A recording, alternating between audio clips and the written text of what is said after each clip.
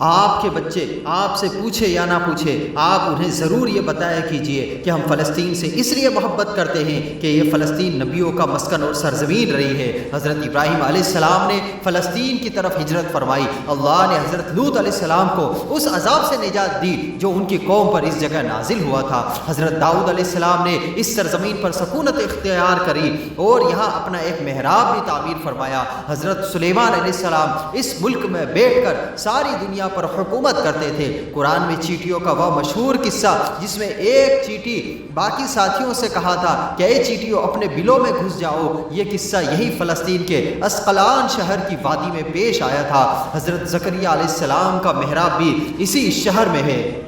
حضرت موسیٰ علیہ السلام نے اس ملک کے بارے میں اپنے ساتھیوں سے کہا تھا کہ اس مقدس شہر میں داخل ہو جاؤ۔ انہوں نے اس شہر کو مقدس اس لیے کہا تھا کہ یہ شرک سے اور پاک اور نبیوں سے کی سرزمین ہے۔ اس شہر میں کئی معجزے ہوئے ہیں، جن میں کنواری بیوی حضرت مریم کے بدن سے حضرت عیسیٰ علیہ السلام کی پیدائش ہوئی ہے۔ حضرت عیسیٰ علیہ السلام کو جب ان کی قوم نے قتل کرنا چاہا تو اللہ نے اسی شہر میں آسماں پر اٹھا لیا تھا۔ اس شہر کے مقام باب لوط پر عیسیٰ علیہ السلام دجال کو قتل کریں گے۔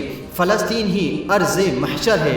اسی شہر میں یاجوج و ماجوج کا قتال اور فساد شروع ہوگا۔ فلسطین کو نماز کے فرض ہونے کے بعد قبلہ اول ہونے کا اعزاز بھی حاصل ہے۔ ہجرت کے بعد حضرت جبرائیل علیہ السلام کے حکم سے نماز کے دوران ہی محمد صلی اللہ علیہ وسلم کو مسجد اقصی سے بیت المقدس کی طرف رخ کرائے گئے تھے۔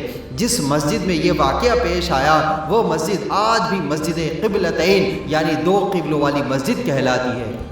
حضور اکرم صلی اللہ علیہ وسلم معراج کی رات آسمان پر لے جانے سے پہلے مکہ مکرمہ سے بیت المقدس یعنی فلسطین تشریف لائے۔ اللہ کے رسول صلی اللہ علیہ وسلم کی اقتداء میں سارے نبیوں نے یہاں نماز ادا فرمائی۔ اسلام کا سنہرا دور فاروقی میں دنیا بھر کی فتح کو چھوڑ کر صرف فلسطین کی فتح کے لیے خود حضرت عمر رضی اللہ تعالیٰ عنہ کا جانا اور یہاں پر جا کر نماز ادا کرنا اس شہر کی عظمت کو بتاتا ہے۔ 27 رجب 583 ہجری جمعہ کے دن کو صلاح الدین ایوبی کے ہاتھوں اس شہر کا دوبارہ فتح ہونا۔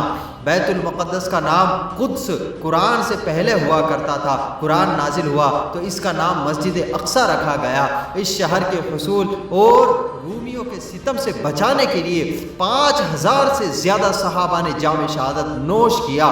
شہادت کا باب آج تک بند نہیں ہوا، سلسلہ ابھی تک چل رہا ہے۔ یہ شہر اس طرح شہیدوں کا شہر ہے۔